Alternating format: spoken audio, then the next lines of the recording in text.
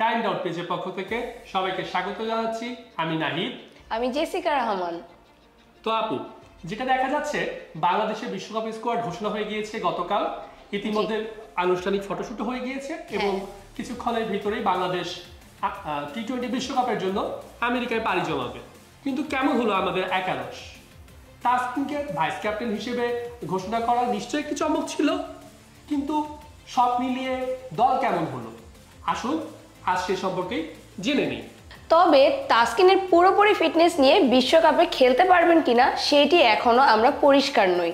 তবে তাসকিন প্রায় এভাবে একটি দুটি সিরিজের পরপরই কেন যেন ইনজুরিতে আক্রান্ত হচ্ছেন, আর সেটি নিয়ে ভেবে দেখার সময় কিন্তু এখন আমাদেরও এসেছে। আশা করছি বোর্ড এই বিষয়ে ভেবে দেখবে। আর অধিনায়ক তাসকিনের ভাইস ক্যাপ্টেন্সির পাশাপাশি আমাদের অধিনায়ক নাজমুল হাসান শান্ত, তার অধিনায়কত্ব নিয়েও কিন্তু আমাদের প্রশ্ন রয়েছে। বিশেষত তিনি যে অ্যাপ্রোচে টি-20 ব্যাটিং করছেন, মাত্র 112 এর কাছাকাছি স্ট্রাইক রেটে ব্যাটিং বর্তমানে টি-20 চলে কিনা সে বিষয়ে কিন্তু আমরা প্রশ্ন রেখেই যাচ্ছি। দর্শক, নাজমুল হাসান শান্তর অধিনায়কত্ব এবং দলে অন্তর্ভুক্ত নিয়ে আপনাদের কি মতামত জানাতে ভুলবেন না। তবে আপু শুধু শান্তই নয়, লিটন দাস, যাকে বলা হয় বাংলাদেশের সবথেকে ক্লাসিক ব্যাটসম্যান, কিন্তু তার ক্লাসিক ব্যাটিং নিয়েও আমাদের আসলে কোনো লাভ হচ্ছে না দলের। তিনি যে ধরনের অফ ফর্মে রয়েছেন, সম্ভবত তিনি তার জীবনেরই সব থেকে চূড়ান্ত অফ ফর্মে রয়েছেন। তার আউট হওয়ার ধরন, তার মাঠে খেলার মানসিকতা সব দেখে মনে হচ্ছে আসলে তিনি মাঠে আছেন, মাঠে নেই, কেমন একটা অন্যমনস্ক ভাব। তো সব মিলিয়ে লিটনের জায়গায় আমরা পারভেজ হোসেন ইমনকে চিন্তা করতে পারতাম কিনা সেটাও একটা চিন্তার বিষয়। তবে সম্ভবত কিপিংয়ে লিটনকে আমাদের ভরসা করতেই হচ্ছে, কারণ জাকের আলী অনেক আমাদের আগামী সিরিজে কেমন পারফর্ম করবে, জিম্বাবুয়ে সিরিজে কেমন করেছে সে বিষয়ে আপনি বলুন। জাকির হোসেনের ব্যাপারে যদি বলি, ম্যানেজমেন্ট কিন্তু ভরসা করতে পারছে না, আর জিম্বাবুয়ে সিরিজে কিপার হিসাবে তার আড়ষ্টতা বেশি নজরে এসেছে। তবে ব্যাটিংয়ে মোটামুটি সবকিছু বাদ দিলেও রিসেন্ট পারফরমেন্স যদি আমরা বিবেচনা করি, হৃদয় এবং তামিম আমাদের হচ্ছে কিছুটা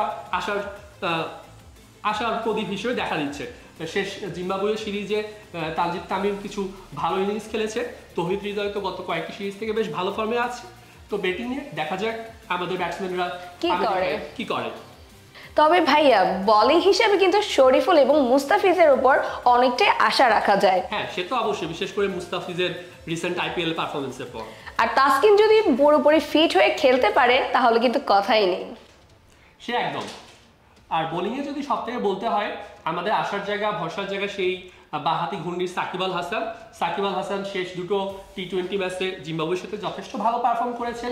বোলিংয়ে আমরা দেখেছি তার মুন্সিয়ানার পরিচয়, কিন্তু সাকিব আল হাসান একা কি করতে পারবেন এবং অন্যান্য স্পিনাররা সাকিব আল হাসানকে কতটা সাহায্য করতে পারবে বা সাপোর্ট করতে পারবে সেটাও একটা দেখার বিষয় থাকবে। এবং আমরা যদি দেখি ভারতের স্কোয়াডে রয়েছে 4 জন স্পিনার, তো এটা থেকে ধারণা করা যেতেই পারে যে আমেরিকার বিশ্বকাপে সম্ভবত পিচ কিছুটা স্লো হতে যাচ্ছে এবং সেই স্লো পিচে আমরা আমাদের স্পিনাররা কতটুকু সাফল্য এনে দিতে পারে, বিশেষত সাকিবের বোলিং এর উপর, ঘূর্ণির উপর আমাদের দলের সফলতা বা ব্যর্থতা অনেকাংশেই নির্ভর করবে। তবে ভাইয়া, আপনি তো বললেন বোলিং এর বিষয়ে, কিন্তু ব্যাটিং এর বিষয়ে আমি একটু বলতে চাচ্ছি যে একই সাথে সাকিবের যে সাম্প্রতিক ব্যাটিং পারফরমেন্স আমাদের জন্য কিন্তু শঙ্কার বিষয়। তবে তিনি যেভাবে শেষ কিছু ম্যাচে আউট হচ্ছেন সেটি দেখে তার আইসাইট পুরোপুরি 100% ঠিক আছে কিনা সেটাও কিন্তু একটি প্রশ্ন সাপেক্ষ বিষয়। সে তো অবশ্যই আপু, বিশেষত জিম্বাবুয়ের সাথে চতুর্থ ম্যাচে তিনি যেভাবে ব্যাট বলের ফাঁকা দিয়ে আউট হয়েছেন সেটি দেখে অনেকেরই এই বিষয়ে প্রশ্ন জেগেছে। এটা গেল সাকিবের কথা, কিন্তু পুরোপুরি দল নিয়ে আমাদের মতামত কি? সত্যি বলতে আমরা বর্তমানে এই টি-20 বিশ্বকাপের দল নিয়ে তেমন একটা আশাবাদী নই। হয়তো নেদারল্যান্ড এবং নেপালের সাথে আমাদের জেতার সম্ভাবনা রয়েছে, কিন্তু 2021 সালের মতো আমরা যদি স্কটল্যান্ডের সাথে যেভাবে হেরে গিয়েছিলাম ঠিক তেমনিভাবে নেদারল্যান্ড অথবা নেপালের সাথে যদি কোনো অঘটন ঘটেও যায়, এটি মোটেও অবাক করার কোনো বিষয় হবে না।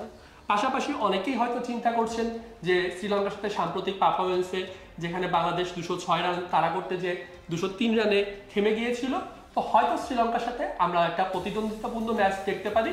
এ বিষয়ে দেখা যাক টি-20 বিশ্বকাপ শুরু হলে আমরা আমাদের উত্তর পেয়ে যাব। আর আপনারাদেরও কি মনে করছেন এই ব্যাপারে আমাদেরকে কিন্তু জানাবেন।